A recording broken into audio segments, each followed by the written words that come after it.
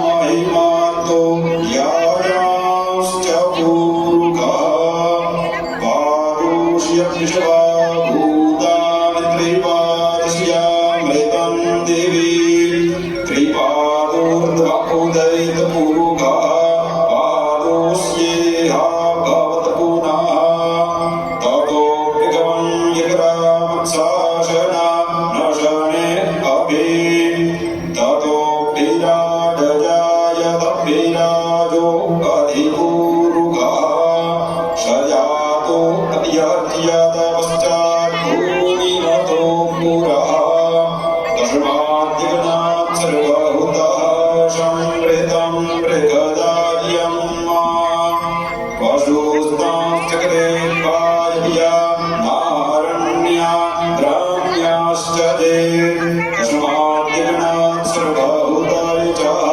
सामानि जगतीरे छन्दांसि जगमीरे तस्माद्यजुस्तस्मात् जायत तः गावो जगमीरे मुखं किमस्यासीत् किं वा તમે જાઓ ને કૃષ્ણને મળી આવો.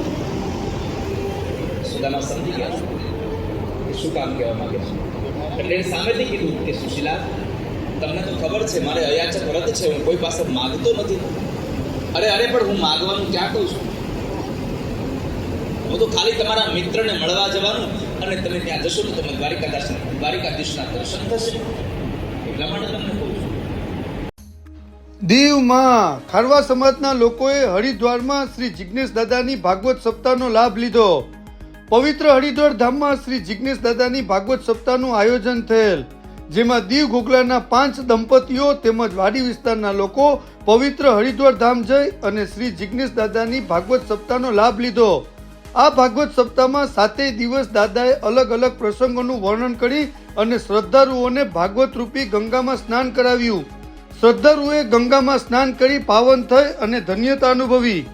ભાગવત સપ્તાહ પૂર્ણ થયા બાદ આ 5 દંપતીઓ શ્રી જિજ્ઞેશ દાદાના આશીર્વાદ મેળવ્યા અને રૂબરૂ મુલાકાત કરી.